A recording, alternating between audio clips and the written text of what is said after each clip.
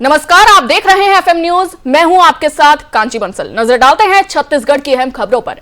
दंतेवाड़ा के गांव में महिलाओं को आत्मनिर्भर बनाने की दिशा में राष्ट्रीय ग्रामीण आजीविका मिशन बड़ी भूमिका निभा रहा है। इसमें प्रोजेक्ट रिसोर्स पर्सन वंदना ठाकुर की अहम भूमिका रही। वंदना ठाकुर ने बताया कि दंतेवाड़ा जैसे बीहड़ के इलाकों में महिलाओं को खुद सहायता समूहों में जोड़ने और उन्हें आत्मनिर्भर बनाने में काफी चुनौतियों का सामना करना पड़ा था। वहीं वंदना ठाकुर ने कहा कि स्थानीय लोगों को पहले उनके स्थानीय भाषा में समझाया जाता है, फिर उन्हें यह बताया जाता है कि किस तरह से स्वयं आत्मनिर्भर होना है। इससे स्वयं सहायता समूह की महिलाओं का जीवन स्तर पहले से बेहतर बन रहा है। आत्मनिर्भर महिलाएं घर संचालन में सहयोग प्रदान कर रही हैं।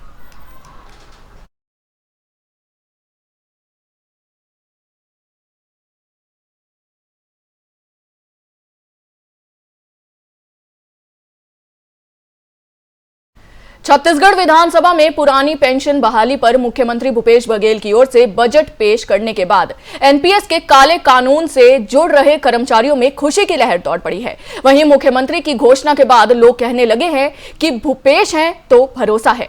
आपको बता दें कि पुराने कर्मचारियों को पुरानी पेंशन का लाभ दिया जा रहा था, लेकिन 2004 के बाद नियुक्ति कर्मचारियों के लिए अंशदायी पेंशन लागू कर दी गई थी, जिससे कर्मचारियों में निराशा थी, जिसका लगातार विरोध भी हो रहा था।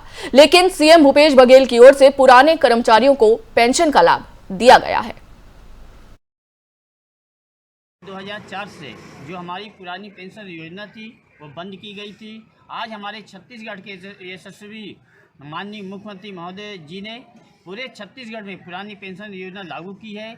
इसके लिए पूरे छत्तीसगढ़ के टीचर्स एवं अन्य कर्मचारी उनका हम धन्यवाद देते हैं, उनका स्वागत करते हैं। और जो भी कर्मचारी हमारे पुरानी पेंशन योजना से वंचित हो गए हैं उनके भी मांग हम मुख्यमंत्री महोदय जी से करेंगे। और इसके लिए हम माननीय मुख्यमंत्री जी का रायपुर जाकर के समस्त शिक्षक पूरे छत्तीसगढ़ के और अन्य कर्मचारी जितने भी एनपीएस के हैं जो ओपीएस के लिए लाभ प्राप्त कर रहे हैं उसके लिए हम रायपुर जाएंगे, उनका स्वागत करेंगे, वंदन करेंगे, क्योंकि इससे हमारे जो शिक्षक थे बहुत लाभान्वित हुए हैं और सभी शिक्षक हमारे बहुत खुश हैं। इसके लिए मैं पुनः दंतेवाड़ा जिला छत्तीसगढ़ टीचर्स एसोसिएशन जिला इकाई दंतेवाड़ा की तरफ से माननीय मुख्यमंत्री महोदय जी का आभार प्रकट करता हूं, धन्यवाद प्रेषित करता हूं।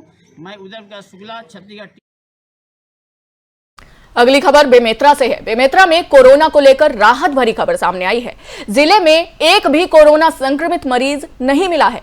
इस तरह बेमेतरा जिले में अब एक्टिव मरीजों की संख्या सिर्फ 16 रह गई है। वहीं 5 कोरोना मरीजों को उपचार देने के बाद डिस्चार्ज किए गए हैं।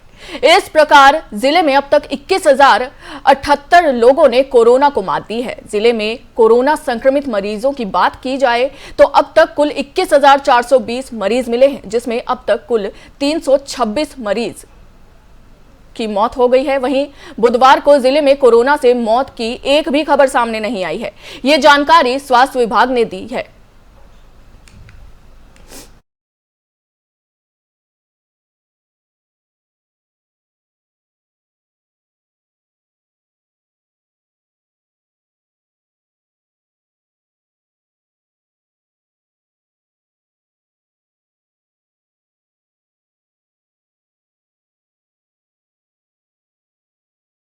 बीजेपी के विधायक और पूर्व मंत्री बृजमोहन अग्रवाल ने भूपेश बघेल की सरकार पर कई आरोप लगाए हैं। उन्होंने कहा है कि सरकार सत्ता में आने से पहले बेरोजगार युवकों से महंगाई भत्ते देने का वादा करती थी। वहीं आरोप लगाते हुए बृजमोहन ने कहा कि स्वयं सहायता समूह की महिलाओं के ऊपर जो कर्ज है उसे भी पूरी तरह से माफ कर दिया जाएगा, लेकिन 3 साल बीत गए हैं, अभी तक कोई कर्ज माफी नहीं की गई है। वहीं कई और आरोप लगाते हुए उन्होंने क्या कुछ कहा, आइए आपको सुनाते हैं। अब छत्तीसगढ़ के मुख्यमंत्री ही छत्तीसगढ़ के नहीं रहे हैं, अब तो वो यूपी के मुख्यमंत्री हो गए, अब तो वो यूपी के नेता हो गए, अब तो असम के नेता हो गए, अब तो वो उत्तराखंड के नेता हो गए। तो खाली योग्यता को दरकिनार करके और छत्तीसगढ़ के लोगों का अपमान करना ये इस सरकार का सगल बन गया। और योग्य भी अगर इनके पास में है तो एक जाति वर्ग विशेष के लोग हैं।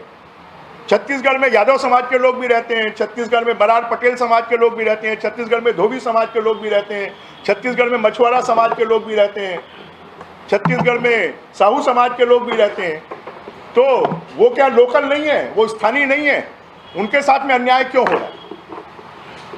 भैया ठीक इसी के उलट ये है कि कुलपति की नियुक्ति पे सरकार चाहती है कि स्थानीयों की नियुक्ति हो और राज्यसभा में केटीएस कुर्सी में। वही तो मैं कह रहा हूं कि ये सरकार ही बाहरी लोगों की सरकार है। ये सरकार छत्तीसगढ़ियों की सरकार नहीं है।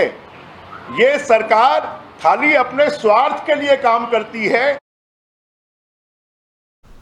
मुख्यमंत्री भूपेश बघेल की ओर से छत्तीसगढ़ विधानसभा में प्रस्तुत चौथे बजट का स्वागत करते हुए छत्तीसगढ़ प्रदेश कांग्रेस कमेटी के अध्यक्ष मोहन मरकाम ने कहा कि समावेशी विकास और सामाजिक न्याय ही कांग्रेस की पहली प्राथमिकता है।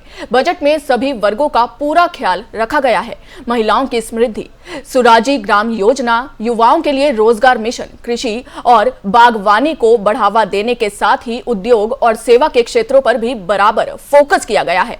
आगे कहते हुए मोहन मकान ने कहा कि भूमिहीन कृषि मजदूरों के लिए देश की इकलौती योजना की राशि 6,000 से बढ़ाकर 7,000 रुपए प्रति वर्ष किया जाना और उसमें पानी पोशी, पुजारी, बैगागुनिया, मांझी बाजा, बोहिया जैसे परंपरागत व्यवसाय से जुड़े वर्ग को भी शामिल करना समावेशी विकास और सामाजिक न्याय का उदाहरण है।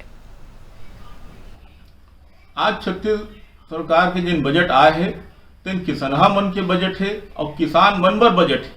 ये बजट के खासियतें है कि गांव गौठान पर 600 करोड़ के प्रावधान रखा गया है, किसान समग्र निधि पर 125 करोड़ के प्रावधान रखे गए हैं और निश्चित तौर पर एक निर्णय से छत्तीसगढ़ के गांव में देहात में खुशहाली आई और जैसे कि हमन पूर्व देखे रहे कि व्यापार लहलहा ही पूरा छत्तीसगढ़ में चौमुखा विकास के गंगा बहा। कवर्धा के ग्रामीणों ने जोगी कांग्रेस संग मिलकर विरोध का नया तरीका अपनाया है। मरका से समावेशी जाने वाले मार्ग जो पूरी तरह से खराब हो गए हैं, उसी सड़क पर बैठकर जोगी कांग्रेस के साथ ग्रामीणों ने घंटों तक नंगाड़ा बजाकर सरकार के खिलाफ फाग गीत गाते रहे। युवा मोर्चा के जिला अध्यक्ष अश्विनी यदु ने कहा कि सड़क बहुत ज्यादा जर्जर है। कई बार विभाग को इसकी जानकारी दी गई, लेकिन आज तक इस पर कोई भी ध्यान नहीं दिया गया। बता दें कि ये मार्ग मात्र 3 किलोमीटर का है। अगर इस मार्ग का निर्माण करवा दिया जाता है तो कई गांव के आम जनता और किसानों को सीधा लाभ पहुंचेगा। वहीं अजीत जोगी छात्र मोर्चा के प्रदेश अध्यक्ष रवि चंद्रवंशी ने कहा कि लोक निर्माण विभाग हो या प्रधानमंत्री ग्राम सड़क योजना, सबके पास आवेदन किया गया, लेकिन आज तक किसी ने भी किसी प्रकार से कोई मरम्मत नहीं कराई। आज हालात ये हैं कि गर्मी के दिन में भी इस मार्ग से 2 पहिया वाहन भी निकलना मुश्किल है।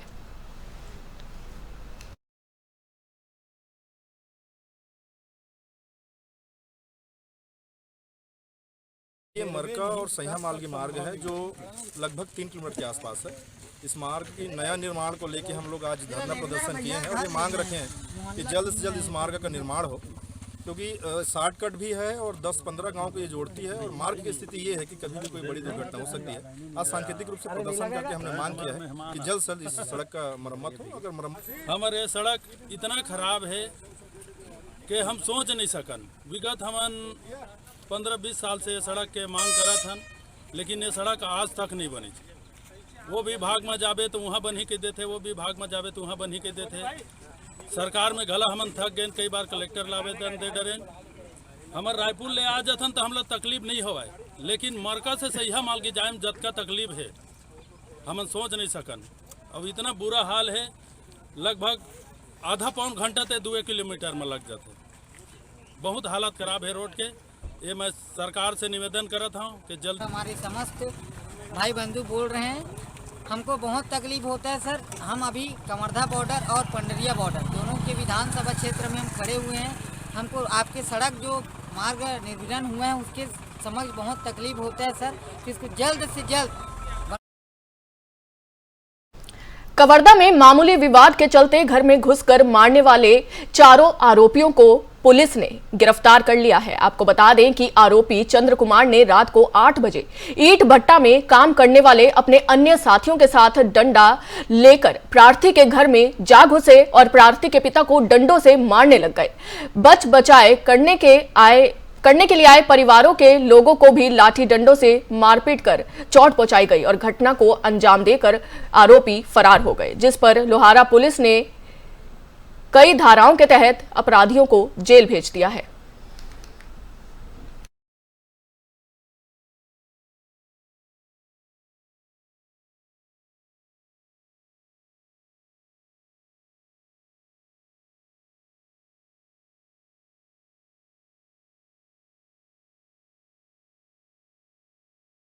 मुख्यमंत्री भूपेश बघेल ने बजट 2022-2023 में नारायणपुर जिले में मखम्मल अकादमी खोलने की घोषणा की है, जिसके बाद नारायणपुर में मखल्लब के खिलाड़ियों के बीच जबरदस्त उत्साह देखने को मिल रहा है।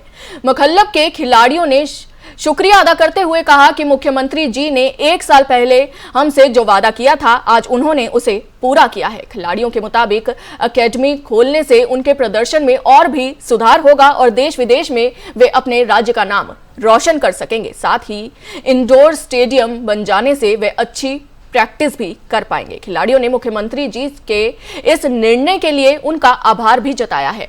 इधर विपक्ष की बात करें तो इस बजट में पूर्व सीएम डॉक्टर रमन सिंह ने बजट पर निशाना साधा है।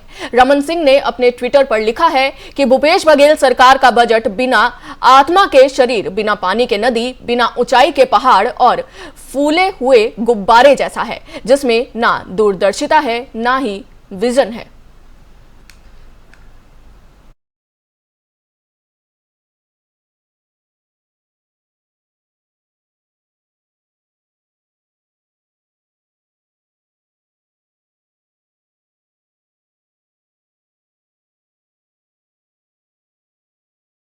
छत्तीसगढ़ में बस्तर जिला के संयुक्त शिक्षक संघ के अध्यक्ष शैलेंद्र तिवारी ने जारी विज्ञप्ति में कहा कि प्रदेश के मुख्यमंत्री भूपेश बघेल ने बजट में कर्मचारियों के लिए बड़ा ऐलान किया है। उन्होंने आगे बताया कि 2004 के बाद नियुक्त हुए कर्मचारियों को भी पुरानी पेंशन योजना का लाभ देने की घोषणा हुई है। ये लाभ प्रदेश के 3 लाख से ज्यादा कर्मचारियों को मिलेगा।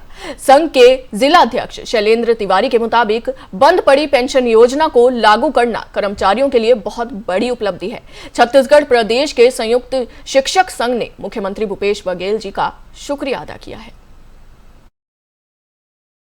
सरकार के द्वारा बंद पड़ी पेंशन योजना को आज विधानसभा में ऐतिहासिक निर्णय लेते हुए बहाली की जो घोषणा की है, वो कर्मचारी इतिहास में इससे अच्छा दिन हमने आज तक नहीं देखा। और कर्मचारियों का एक मांग रहता है कि 50-60 साल नौकरी करने के बाद जब आदमी रिटायर होता है तो उसे पेंशन की पात्रता होनी चाहिए। 2004 से बंद पड़ी पेंशन योजना को लागू करके छत्तीसगढ़ के मुख्यमंत्री भूपेश बघेल ने ऐतिहासिक निर्णय लिया है। हम उनके निर्णय का स्वागत करते हैं।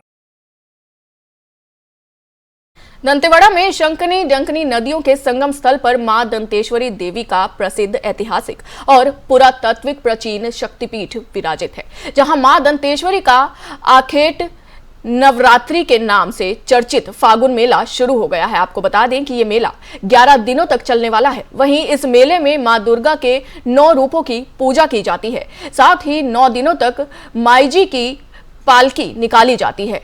वैसे तो चैत्र और शारदीय नवरात्र में आम लोग देवी आराधना का पर्व मनाते हैं, लेकिन बस्तर के आदिवासी अपनी आराध्य की पूजा फाल्गुन मेले के दौरान 9 रूपों में करते हैं। वहीं विभिन्न परंपरागत आखेट का मंचन भी किया जाता है।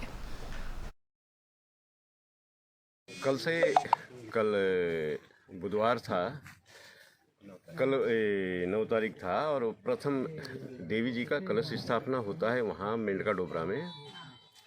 तो वहाँ से कलश स्थापना जैसे ही होगा तो वैसे ही देवी जी का ये पर्व प्रारंभ माना जाता है। कल कलश स्थापना हुआ। छत्तीसगढ़ बुलेटिन में अभी के लिए बस इतना ही। देश और दुनिया की तमाम बड़ी खबरों के लिए देखते रहिए FM न्यूज़। जय हिंद।